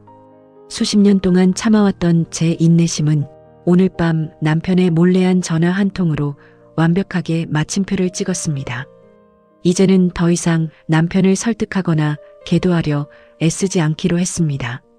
남편이 가려는 그 비참한 수렁으로 자기 발로 걸어 들어가게 내버려 두는 것, 그것이 바로 제가 택한 마지막 답이었습니다. 가방 속에서 수첩을 꺼내어 조용히 볼펜을 들었습니다. 남편이 주말 아침 박 씨를 만나 인감 도장과 서류를 넘겨주기로 약속했으니 제게 남은 시간은 단 사흘뿐이었습니다. 그 사흘이라는 시간 동안 제가 해야 할 일들을 차분하게 필사하며 목록을 작성해 나갔습니다. 가장 먼저 할 일은 변호사 사무실에 연락하여 미리 작성해둔 이혼 소장과 재산분할 청구 서류의 최종본을 확정 짓는 것이었습니다. 남편이 보증 서류에 정식으로 도장을 찍어 퇴직금과 아파트가 법적으로 얽히기 전에 제 몫의 재산을 법적으로 분할 신청하여 가압류 조치를 취해야만 했습니다. 또한 우리 부부의 공동재산인 32평 아파트에 대한 기여도를 입증하기 위해 통장 거래 내역과 생활비 충당 자료들을 다시 한번 꼼꼼하게 정리했습니다. 남편은 제가 집에서 놀고 먹은 줄로만 알고 있지만 법은 지난 세월 동안 제가 바친 피와 땀의 가치를 정확히 알아줄 것이라 믿었습니다. 서류를 하나씩 체크해 나가는 동안 제 손끝은 조금도 떨리지 않았습니다. 오히려 평생을 짓누르던 무거운 사슬을 내 손으로 끊어내고 있다는 실감에 가슴 밑바닥에서부터 묘한 해탈감과 안도감이 밀려왔습니다. 새벽녘이 가까워오자 창밖에 푸르스름한 새벽빛이 거실 유리창을 통해 천천히 번져 들어왔습니다. 어둠이 걷히고 사물의 윤곽이 드러나는 것처럼 제 인생의 향방도 그 어느 때보다 투명하고 차분하게 드러나고 있었습니다. 남편은 베란다에서 몰래 통화하며 저를 속였다고 기뻐하고 있겠지만 정작 그 남자가 속인 것은 자기 자신의 미래였습니다. 평생을 바쳐 가정을 지켜온 아내를 버리고 사기꾼 친구의 손을 잡은 대가가 얼마나 혹독하고 참담한 것인지 그 남자는 곧 뼈저리게 깨닫게 될 것이었습니다. 아침이 밝아오자 저는 평소와 다름없이 자리에서 일어나 정갈하게 옷을 차려입었습니다. 그리고 아무렇지도 않은 표정으로 주방으로 들어가 남편이 먹을 아침 밥상을 차리기 시작했습니다. 남편에게 마지막으로 차려주는 밥상이 될 수도 있다는 생각이 들었지만 마음속에는 어떤 슬픔도 잃지 않았습니다. 그저 냉정하고 차분하게 제 할 일을 수행할 뿐이었습니다. 냄비에서 보글보글 찌개가 끓어오르는 소리가 들리고 아침 햇살이 주방 창가를 따뜻하게 비추었습니다. 안방 문이 열리고 남편이 하품을 하며 밖으로 걸어 나왔습니다. 남편은 거실에 차려진 아침상을 보더니 자신이 밤중에 몰래 통화한 것을 제가 전혀 모른다고 확신했는지 뿌듯하고 만족스러운 표정을 지었습니다. 어허, 그래도 집으로 돌아오더니 정신을 좀 차렸구먼. 진작에 이렇게 아침상 잘 차리고 살면 어디가 덧나나? 남편은 여전히 가장으로서의 위세를 내세우며 식탁 의자에 거들먹거리며 앉았습니다. 저는 남편의 그 우스꽝스러운 오만을 바라보며 속으로 나지막하게 웃었습니다. 네, 많이 드세요. 그래야 주말에 기운 차려서 좋은 일 하러 가시죠. 제 목소리는 그 어느 때보다 부드럽고 차분했습니다. 남편은 제 어조에 담긴 진짜 의미를 전혀 눈치채지 못한 채 찌개를 크게 한 숟가락 떠먹으며 기분 좋게 껄껄 웃었습니다. 자신에게 다가오는 파멸의 그림자를 전혀 알지 못한 채 헛된 꿈에 부풀어 있는 남편의 얼굴을 바라보며 저는 조용히 제 잔을 들었습니다. 결전의 주말을 향한 시계 바늘은 이미 멈출 수 없이 째깍거리며 흘러가고 있었습니다. 남편이 베란다에서 몰래 통화를 나누었던 주말이 코앞으로 다가왔습니다. 그 사흘이라는 시간 동안 집안의 공기는 살얼음판 위를 걷듯 위태롭고 서늘했습니다. 남편은 자신이 밤중에 몰래 나눈 대화를 제가 까맣게 모르고 있다고 확신했는지 표정만큼은 그 어느 때보다 여유롭고 당당해 보였습니다. 밖에서 의리 있는 호인이자 친구의 구세주 노릇을 할 생각에 벌써부터 기분이 부풀어 오른 모양이었습니다. 집안에서 식사를 할 때도 텔레비전을 볼 때도 남편의 입가에는 숨길 수 없는 미소가 실룩거렸습니다. 금요일 저녁 거실 식탁에 둘이 앉아 저녁 식사를 마칠 무렵이었습니다. 남편은 숭늉을 한 모금 마시더니 마침내 제 눈치를 흘끔 살피며 본색을 드러내기 시작했습니다. 나름대로 저를 달래고 설득하여 주말에 인감도장을 들고 나가는 길을 평탄하게 만들려는 계산된 행동이었습니다. 남편은 애둘러 목소리를 가다듬더니 평소에는 쓰지도 않던 온화한 척하는 말투로 입을 열었습니다. 그 목소리에는 깊은 가식과 함께 저를 쉽게 조련할 수 있다는 오만한 자신감이 깔려 있었습니다. 여보, 내일 아침에 내가 잠시 밖에 나가서 박 씨를 만나기로 했어. 당신이 지난번에 찻집에서 화를 내며 이혼까지 꺼낸 거 내가 다 이해해. 여자가 노후 생각하면 불안하고 염려되는 게 당연하지. 하지만 당신도 내 말 좀 들어봐. 이번 일은 당신이 생각하는 그런 위협적인 보증이 아니야. 박 씨가 추진하는 공장 부지 사업이 이제 진짜 마지막 단계에 와 있어. 이번 한 번만 우리가 깔끔하게 보증 서주고 퇴직금 일부를 담보로 걸어주면 2달 뒤에는 몇 배의 이자에 지분까지 들어온단 말이야. 남편은 마치 어린아이에게 달콤한 사탕을 쥐어주며 달래듯 뻔뻔스러운 변명을 늘어놓기 시작했습니다. 이번 한 번만이라는 그 지긋지긋한 단어가 남편의 억센 입술 사이로 흘러나오는 순간 제 가슴속에서는 차가운 실소가 터져나왔습니다. 신혼 초 전세금을 날릴 때도, 첫째 아이가 태어나 100일도 되지 않았을 때, 사채업자들이 문을 차고 들어왔을 때도 남편은 늘 똑같이 이번 한 번만이라고 했습니다. 지나온 세월 동안 단 한 번도 지켜진 적 없는 그 가벼운 거짓말을 나이 60이 넘은 지금도 낯빛 하나 바꾸지 않고 내뱉고 있었던 것입니다.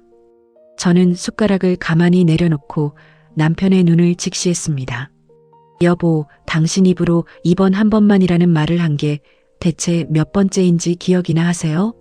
젊은 시절 단칸방으로 쫓겨날 때도 이번 한 번만이라 했고, 식당 설거지하며 내 손가락 마디마디가 거칠어질 때도 이번 한 번만이라고 했어요. 그런데 은퇴한 지금도 또 그 말을 하네요. 제 어조는 고함이나 울분 대신 무서우리치만큼 평온하고 단단했습니다. 남편은 제 차분한 반박에 잠시 당황했는지 눈동자를 흔들었지만 이내 미간을 찌푸리며 목소리의 톤을 조금 높였습니다. 아니, 지나간 옛날 이야기를 왜 자꾸 꺼내고 그래? 사람이 살다 보면 지나간 일도 있는 거지. 당신은 왜 그렇게 과거에 매여서 사나? 이번엔 진짜라니까. 박 씨가 나한테 자기 공장 지분 서류까지 보여줬어. 내가 친구한테 속는 멍청이인 줄 알아? 나도 세상 살 만큼 산 사람이야. 이번 한 번만 나 믿고 넘어가주면 당신 평생 먹고 살 노후 자금 내가 확실하게 만들어준다니까. 자신의 오판과 무모함을 남자의 능력으로 포장하려는 남편의 그 알량한 자존심을 바라보며 저는 연민조차 아까움을 느꼈습니다. 남편이 말하는 노후 자금이란 결국 사기꾼 친구의 달콤한 입바람에 불과했고 그 허황된 꿈의 대가는 오롯이 제 피와 땀으로 일군 32평 아파트와 얼마 되지 않는 은퇴 자금이었습니다. 남편은 여전히 자신이 가정을 지키는 위대한 주역이라 착각하고 있었지만 제 눈에는 사기꾼의 먹잇감이 되어 춤을 추는 불쌍한 광대에 지나지 않았습니다. 저는 식탁 위를 차분하게 정돈하며 남편에게 물었습니다. 만약에 정말 만에 하나라도 그 박 씨라는 사람이 또 사업에 실패해서 잠적하면 어떻게 할 건데요? 그 사람 대신 우리가 빚더미를 덮어쓰고 이 아파트마저 경매로 넘어가면 그때는 당신이 무슨 수로 책임질 건가요? 제 질문은 남편의 가장 아픈 구석을 찌른 듯 보였습니다. 남편의 얼굴이 순식간에 화끈 달아오르기 시작했습니다. 남편은 말이 막히자 특유의 버럭하는 성질을 내세우며 식탁을 쾅 쳤습니다. 재수없게 무슨 말을 그따위로 해? 친구를 믿어야지 왜 망한다는 소리부터 해? 당신은 마누라가 돼서 남편이 잘 되기를 바라지는 못할 망정 어떻게 그렇게 재물복을 차버리는 말만 골라서 해? 내가 내 명의로 된 내 아파트 가지고 내 퇴직금 가지고 사업하겠다는데 당신이 왜 자꾸 초를 쳐? 남편의 목소리가 거실 전체에 울려 퍼졌지만 그 고함은 자신의 불안함과 무지를 감추기 위한 허세로 보일 뿐이었습니다. 그 당당한 뻔뻔함을 보며 저는 속으로 나지막하게 중얼거렸습니다. 당신 명의의 아파트, 당신의 퇴직금이라고 외치는 그 순간에도 남편의 머릿속에는 그 돈을 만들기 위해 밤낮으로 식당 일을 다니고 청소 일을 다녔던 아내의 피눈물은 존재하지 않는다는 사실을 다시 한번 확인했습니다. 남편과의 서사는 이미 끝이 나 있었습니다. 이 남자는 자신의 허영심과 가짜 의리를 위해 가정을 바칠 준비가 끝난 사람이었습니다. 저는 더 이상의 대화를 포기한 채 그저 차가운 눈으로 남편을 응시했습니다. 결전의 주말 아침이 이제 몇 시간 앞으로 다가오고 있었습니다. 남편은 식탁을 친 뒤에도 화가 풀리지 않았는지 씩씩거리며 거실을 서성거렸습니다. 자신이 호통을 치고 식탁을 흔들면 예전처럼 제가 주춤거리며 사과하거나 눈물을 흘릴 줄 알았던 모양입니다. 하지만 아무런 동요 없이 그저 서늘한 눈빛으로 자신을 쳐다보는 저의 태도에 남편은 오히려 주춤하며 모멸감을 느끼는 듯 했습니다. 아무리 큰 소리를 쳐도 아내의 마음속에 깔린 단단한 벽을 뚫을 수 없다는 것을 깨닫자 남편의 표정에는 당혹감과 초조함이 뒤섞이기 시작했습니다. 남편은 헛기침을 몇 번 하더니 다시금 목소리를 낮추어 나름대로 유화책을 쓰려는 듯 말을 이어갔습니다. 여보, 내가 화를 내서 미안해. 하지만 나도 은퇴하고 나니 마음이 조급해서 그래. 명색이 한 집안의 가장인데 은퇴하고 나서 아무것도 안 하고 집에서 노는 꼴을 당신한테 보여주고 싶겠어?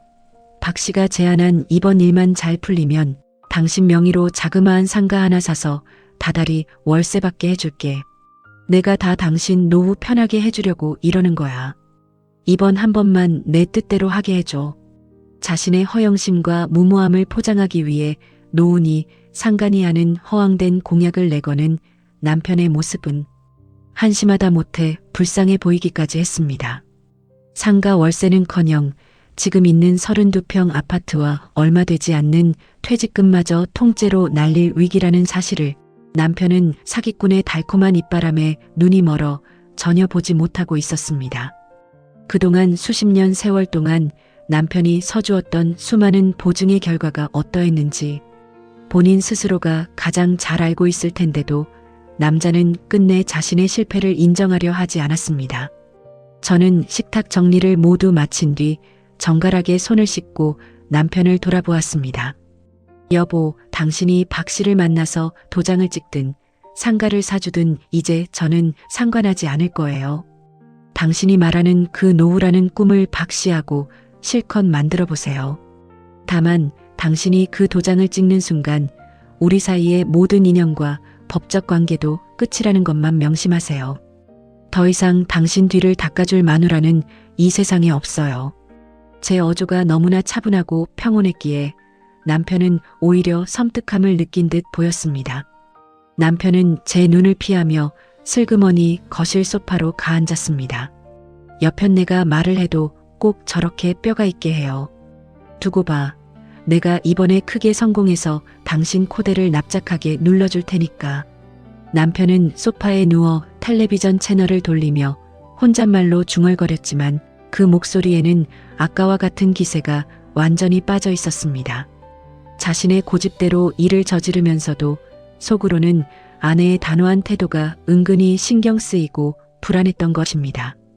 밤이 깊어가면서 집안은 다시 침묵 속에 빠져들었습니다. 남편은 텔레비전을 켜놓은 채 소파에서 쿨쿨 잠이 들었고 저는 조용히 안방으로 들어가 가방 안쪽에 숨겨두었던 이혼 준비 서류들을 다시 한번 검토했습니다. 이미 변호사 사무실과는 모든 협의가 끝나 있었습니다. 남편이 주말 아침 박 씨를 만나 보증 서류에 서명하는 순간 변호사는 법원의 재산분할 청구 및 이혼 소장을 즉시 접수하고 아파트에 대한 가압류 조치를 진행하기로 되어 있었습니다. 남편은 자신이 가장으로서 집안의 모든 재산을 마음대로 주무를 수 있다고 믿고 있었지만 법은 지난 세월 동안 제가 바친 피땀 어린 노동과 기여도를 명확히 인정해 줄 거라 믿었습니다. 남편이 가짜 의리를 지키기 위해 사기꾼 친구에게 자신의 미래를 내던지는 동안 저는 제 자신과 아이들의 남은 삶을 지키기 위한 완벽한 방어막을 쳐놓은 셈이었습니다. 서류 가방의 자크를 조용히 잠그며 저는 마침내 내일로 다가온 모든 서사의 끝을 차분하게 기다렸습니다. 창문 너머로 밤하늘의 별들이 차갑게 빛나고 있었습니다. 젊은 날 피눈물을 흘리며 밤새 식당 일을 하고 돌아오던 길에 바라보았던 그 밤하늘이었습니다. 그 고통스러웠던 세월이 마침내 마침표를 찍으려 하고 있었습니다. 남편의 뻔뻔스러운 변명과 허세는 더 이상 제 가슴에 단 한 조각의 파문도 일으키지 못했습니다. 제 마음은 이미 단단한 바위가 되어 있었고 오직 내일 아침 시작될 새로운 삶의 자유만을 향해 가고 있었습니다. 거실에서 들려오는 남편의 콧소리 소리가 오늘따라 아주 먼 타인의 소리처럼 희미하게 멀어져 갔습니다. 결전의 날이 밝아오는 새벽, 저는 남편보다 훨씬 일찍 눈을 떴습니다. 동이 트기도 전에 서늘한 새벽 공기가 안방 문틈으로 새어들어왔지만 제 마음은 그 어느 때보다 차분하고 명징했습니다. 가방 안쪽 깊숙이 숨겨두었던 서류 봉투를 꺼내어 마지막으로 내용을 살폈습니다. 변호사 상담을 거치며 정밀하게 작성된 이혼 소장과 재산분할 청구서, 그리고 지난 수십 년간 제가 식당 설거지와 건물 청소로 모아 아파트 대금을 메꾼 입금 내역서들이 가지런히 정돈되어 있었습니다. 남편은 자신이 이 집의 유일한 주인이며 가장이라는 이름으로 모든 재산을 마음대로 주무를 수 있다고 착각하고 있었습니다. 하지만 법의 테두리 안에서 바라본 현실은 달랐습니다. 남편이 수없이 친구들의 보증을 서며 가게를 벼랑 끝으로 몰고 갈 때마다 제 피와 땀으로 빚을 메꾸고 이 32평 아파트를 지켜낸 객관적인 증거들이 수십 장의 서류로 명확히 증명되고 있었습니다. 그 서류들을 하나씩 짚어보는 동안 제 안에서는 서글픔 대신 서늘한 자부심이 차올랐습니다. 나는 결코 무능한 아내가 아니었고 이 가정을 지켜낸 진짜 주인이었다는 자각이 가슴 깊이 새겨졌습니다. 아침 7시가 지나자 안방 문이 열리고 남편이 기분 좋은 표정으로 걸어 나왔습니다. 박 씨를 만나 보증 서류에 도장을 찍고 자신이 의리 있는 사나이이자 친구의 구세주가 될 것이라는 환상에 부풀어 있었기 때문입니다. 남편은 평소에 잘 입지 않던 정장을 꺼내 입고 넥타이까지 정성스럽게 매며 거울을 요리조리 살폈습니다. 그 모습은 마치 대단한 공로를 세우러 나가는 장수 같았지만 제 눈에는 사기꾼의 기만에 놀아나는 유치하고 한심한 모습일 뿐이었습니다. 남편은 소파에 앉아 가방을 챙기며 저를 향해 거들먹거리는 목소리로 말을 건빕니다. 내가 오늘 박 씨 만나서 깔끔하게 서류 마무리 짓고 올 테니까 괜히 집에서 쓸데없는 생각하지 말고 있어. 다녀오면 당신이 좋아하는 맛있는 거 사줄 테니까. 그 목소리에는 여전히 아내를 자신의 통제 아래 둘 수 있다는 오만함이 가득했습니다. 자신이 집을 나서는 순간 어떤 거대한 파도가 자신을 향해 밀려들고 있는지 전혀 눈치채지 못한 채 헛된 꿈에 빠져 있었던 것입니다. 저는 남편의 그 하찮은 호의에 아무런 대꾸도 하지 않았습니다. 그저 차가운 눈빛으로 남편의 정장 차림을 바라보았을 뿐입니다. 남편은 제 무반응에 약간 멋쩍은 듯 헛기침을 몇 번 하더니 서류 가방을 챙겨 들고 당당한 발걸음으로 현금관 문을 열고 나갔습니다. 도어록이 잠기는 띠리릭 소리가 거실에 묵직하게 울려 퍼졌습니다. 그 소리는 남편이 제 인생에서 완전히 걸어나가는 완벽한 마침표의 소리였습니다. 남편의 발소리가 엘리베이터 너머로 완전히 사라진 것을 확인한 뒤 저는 가방에서 휴대폰을 꺼내 변호사 사무실로 전화를 걸었습니다. 변호사님, 남편이 방금 서류를 들고 집을 나갔습니다. 계획대로 진행된 거죠? 수화기 너머로 변호사의 단호하고 이성적인 목소리가 들려왔습니다. 네, 사모님. 준비해둔 이혼 소장과 재산분할 청구서를 법원에 이미 접수했습니다. 아파트와 남편 퇴직금 계좌에 대한 가압류 조치도 동시에 들어갑니다. 걱정하지 마시고 차분하게 기다리십시오. 전화를 끊고 난 뒤 저는 거실 한복판에 가만히 서서 깊은 숨을 내쉬었습니다. 가슴속을 꽉 막고 있던 무거운 돌덩이가 순식간에 내려앉는 기분이었습니다. 지난 세월 동안 남편의 빚 보증과 호통 소리에 떨며 흘렸던 피눈물이 서류 한 장으로 보상받는 기분이 들었습니다. 남편은 자신이 친구에게 의리를 지키러 나간다고 믿었겠지만 정작 그 남자가 나간 길은 자신의 모든 권리와 재산을 내려놓는 파멸의 길이었습니다. 저는 안방으로 들어가 미리 준비해 두었던 제 옷가지와 소중한 물건들을 가방에 차곡차곡 담기 시작했습니다. 식탁 위에는 남편이 돌아왔을 때 보게 될 차갑게 식은 밥상 대신 법원에서 발송될 통지서와 함께 제가 직접 작성한 마지막 편지 봉투를 정갈하게 올려놓았습니다. 남편의 헛된 유흥과 가짜 의리의 공간이었던 이 32평 아파트에 더 이상 제가 머물 이유는 없었습니다. 결전의 아침, 제 진정한 독립을 향한 마지막 행보가 차분하고 완벽하게 완성되어 가고 있었습니다. 남편이 나간 거실은 정적만이 가득했습니다. 평생을 남편의 그늘 아래서 눈치 보며 살았던 공간이었지만 그 남자의 발길이 끊어지자 집안의 공기는 이상하리만치 차분하고 투명해졌습니다. 저는 안방으로 들어가 옷장 깊은 곳에 놓여있던 제 작은 손가방과 옷가지를 차곡차곡 정리했습니다. 긴 세월을 이 집에서 보냈지만 정작 제 이름으로 된 온전한 내 물건은 가방 하나에 다 들어갈 만큼 소박했습니다. 그 사실이 서글프기보다는 오히려 가슴속 묵은 때가 씻겨나가는 것처럼 시원하게 와닿았습니다. 식탁 위에 정갈하게 놓아둔 하얀 봉투를 다시 한번 바라보았습니다. 제가 남편에게 남기는 마지막 자필 편지와 함께 이혼소장 서류가 들어 있었습니다.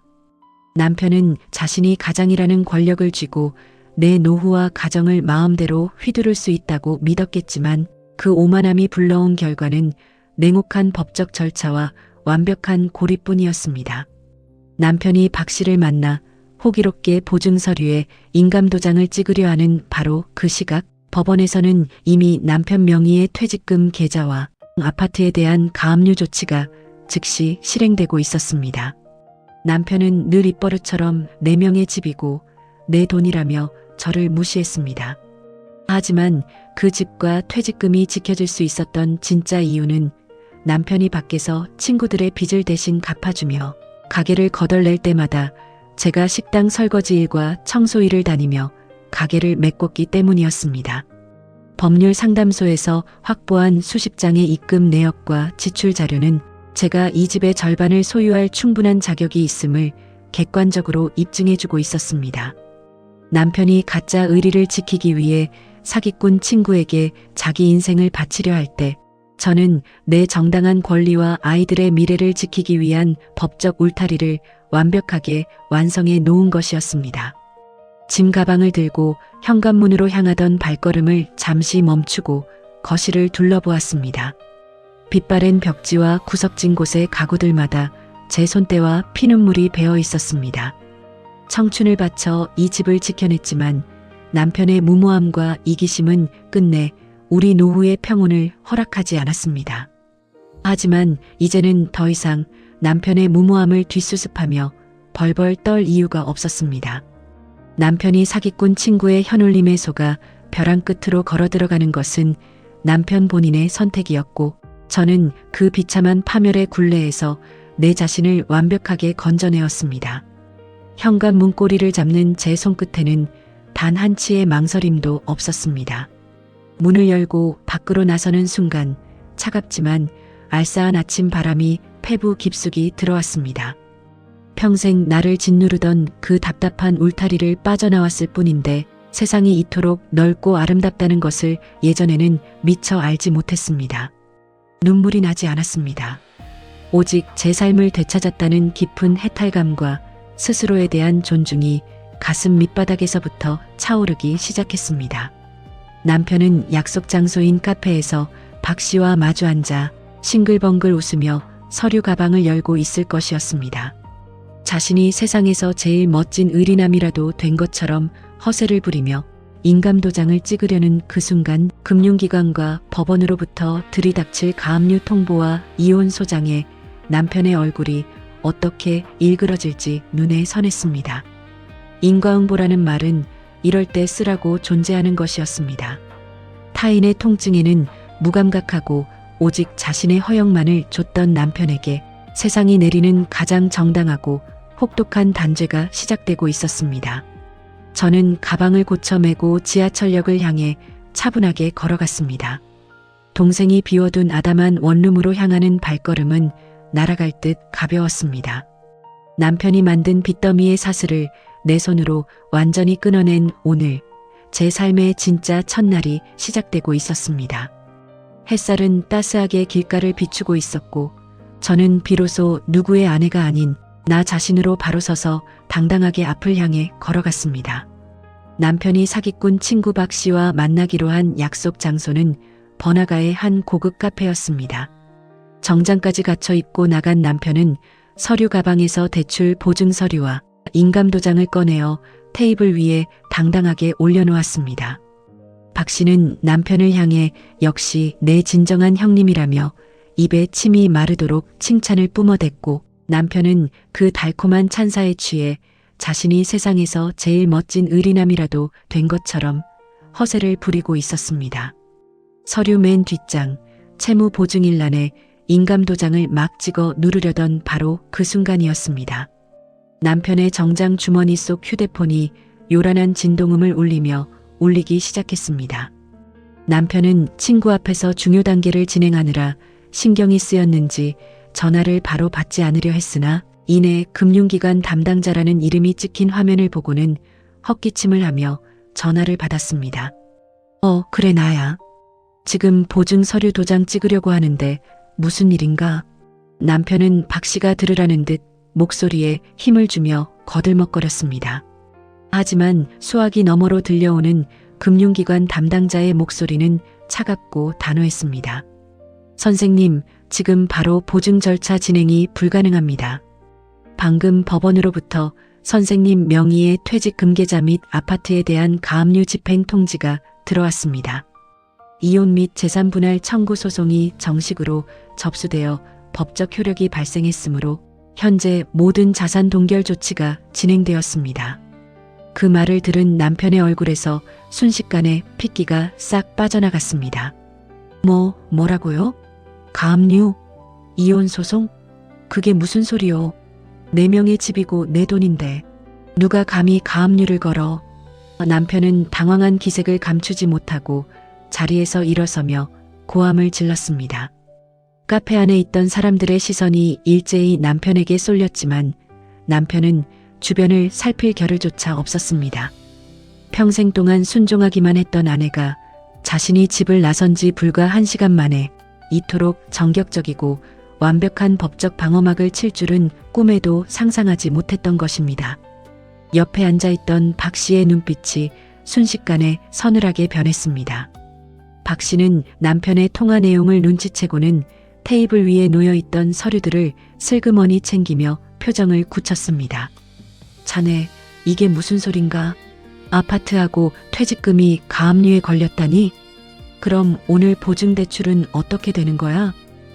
조금 전까지만 해도 형님이라 부르며 칭찬을 뿜어대던 박 씨의 어조는 순식간에 차갑고 냉정하게 돌아서 있었습니다. 남편은 손을 떨며 박 씨의 옷소매를 잡았습니다. 박 씨, 잠시만 기다려봐. 이게 무슨 오해가 있는 게 틀림없어. 내 여편네가 미쳐서 잠깐 실수를 한 모양인데 내가 당장 집에 가서 정리하고 올 테니까. 하지만 박 씨는 남편의 손을 차갑게 뿌리쳤습니다. 아니, 보증인 자산이 가압류로 묶였는데 무슨 대출이 나와? 나 바쁜 사람이야. 나중에 정리되면 다시 연락해. 박 씨는 자리를 털고 일어나 뒤도 돌아보지 않고 카페 밖으로 나가버렸습니다. 남편은 서류 가방을 쥐어잡은 채 홀로 카페 한복판에 멍하니 서 있었습니다. 수십 년 동안 믿어왔던 남자의 의리라는 허울이 돈줄이 막히자마자 산산조각 나는 현장이었습니다. 박 씨가 떠나간 자리를 바라보며 남편의 머릿속은 거대한 혼란과 모멸감으로 터져나갈 것 같았습니다. 자신이 세상에서 제일 유능하고 의리 있는 사나이라고 믿었던 그 완벽한 환상이 아내가 던진 법적 통보 한 방에 모래성처럼 무너져 내린 것이었습니다. 택시를 잡아타며 기사에게 집 주소를 부르는 남편의 목소리는 파르르 떨리고 있었습니다.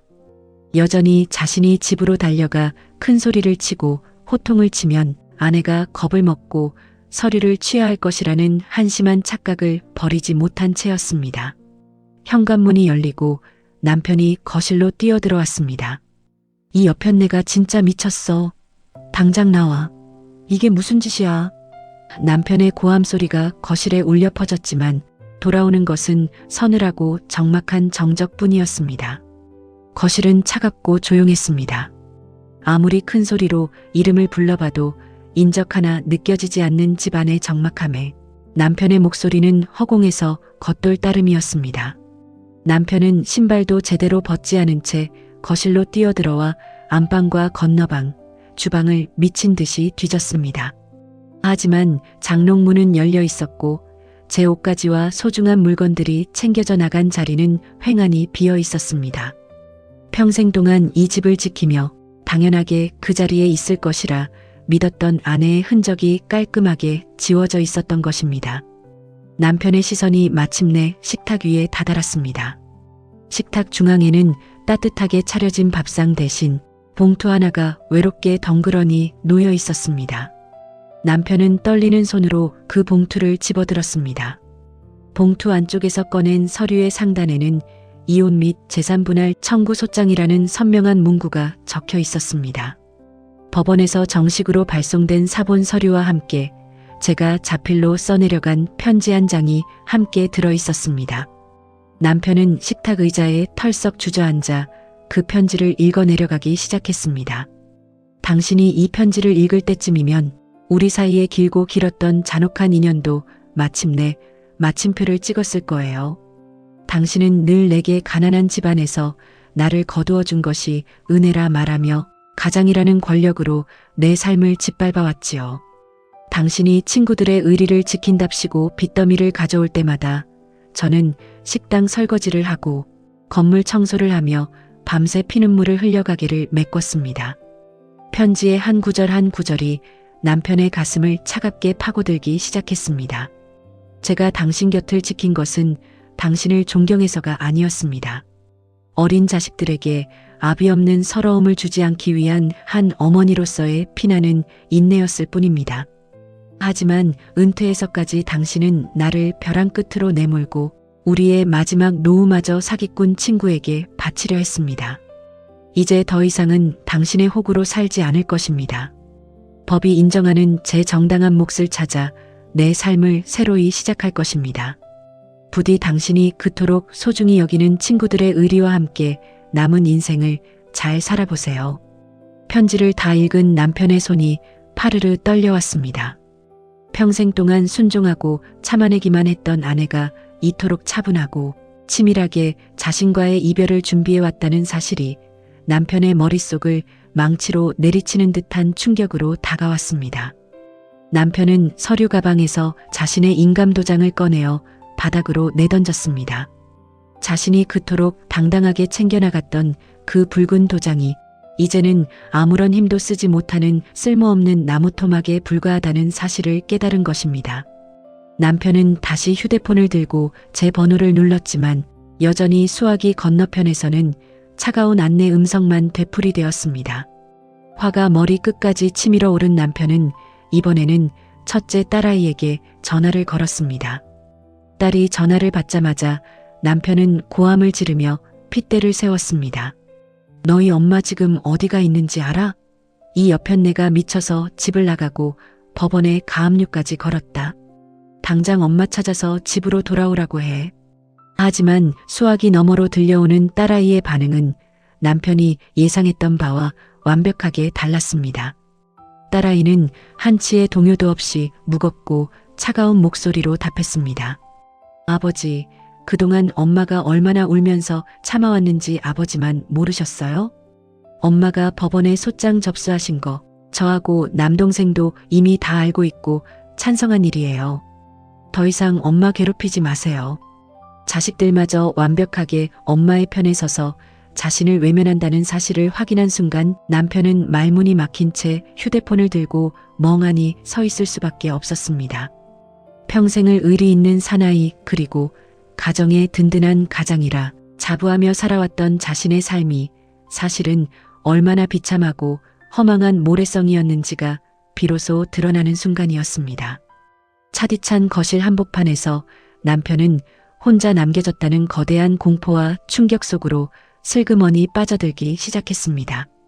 남편은 딸아이의 차가운 음성이 끊긴 휴대폰을 들고 한참 동안 거실 한복판에 망연자실하게 서 있었습니다.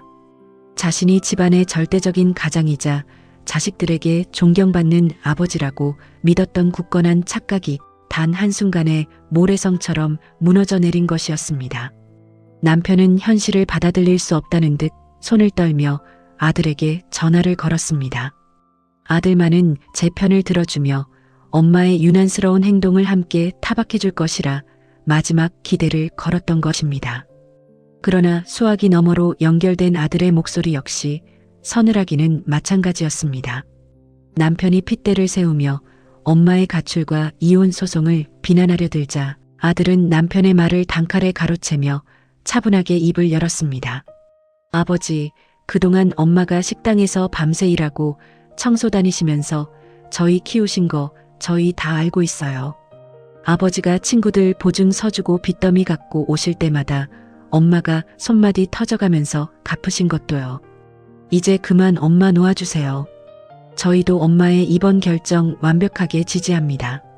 자식들의 연이은 단호한 태도에 남편은 입을 벌린 채 아무런 말도 이어가지 못했습니다.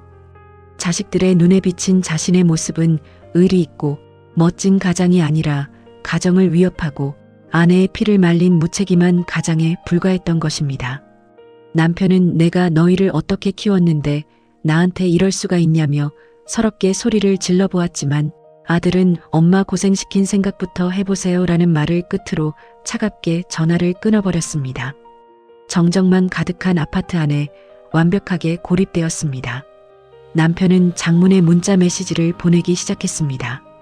평생 동안 한 번도 해본 적 없는 미안하다는 말, 잘못했다는 뉘우침의 단어들이 남편의 투박한 손가락을 통해 화면을 채워나갔습니다. 여보, 내가 다 잘못했어. 내가 친구놈들 꼬임에 빠져 미쳤었던 것 같아. 제발 돌아와줘. 내 퇴직금도 이 아파트도 다 당신 명의로 해줄 테니 제발 날 버리지 마. 남편의 그 절박한 애원은 이전의 호통과 오만함이 완전히 사라진 비참한 노인의 처절한 절규에 불과했습니다. 하지만 남편이 보낸 그 문자 메시지는 이미 제게 닿지 않았습니다. 법원의 판결은 서늘할 만큼 명확하고 공정했습니다. 남편은 법정에서도 끝까지 내가 벌어다 준 돈으로 살아온 여편네가 무슨 재산 분할이냐라며 억지를 부렸지만 변호사를 통해 제출했던 통장 거래 내역과 지난 세월의 증빙자료 앞에서는 아무런 힘도 쓰지 못했습니다. 남편이 수차례 친구들의 보증을 서며 가게를 파탄으로 내몰 때마다 집안 살림을 메꾸고 아파트의 빚을 상환해낸 제 노동의 가치는 법에 의해 50%의 정당한 지분으로 완벽하게 인정받았습니다. 결국 아파트는 매각되어 절반으로 나누어졌고 남편의 퇴직금 역시 가압류 조치를 거쳐 제 몫의 분할금이 제 명의 계좌로 깔끔하게 입금되었습니다. 그로부터 석 달 뒤 저는 햇살이 아주 잘 드는 동네에 아담한 보금자리를 마련했습니다. 분할받은 제 몫의 재산으로 마련한 온전한 제 명의의 첫 집이었습니다. 비록 이전에 살던 아파트보다는 작고 소박했지만 집안 어디를 둘러보아도 남편의 호통소리나 빚더미의 공포는 존재하지 않았습니다. 거실 창문을 열면 은은한 흙냄새와 함께 계절의 바람이 기분 좋게 들어왔고 주말이면 자식들이 손주들의 손을 잡고 제 작은 집을 찾아왔습니다. 딸아이는 정성스레 만든 반찬을 냉장고에 넣어주며 제 손을 꼭 잡았고 아들은 베란다에 예쁜 화분을 놓아주며 환하게 웃어주었습니다. 엄마, 진작 이렇게 사셨어야 했어요. 지금 엄마 얼굴이 제일 편안하고 예뻐 보여요. 자식들의 그 따뜻한 한마디에 제 가슴속 묵은 응어리가 봄눈 녹듯 사르르 녹아내렸습니다. 자식들 역시 아버지가 아닌 평생 희생해온 엄마의 편에 서서 제 새로운 삶을 진심으로 응원해주고 있었습니다.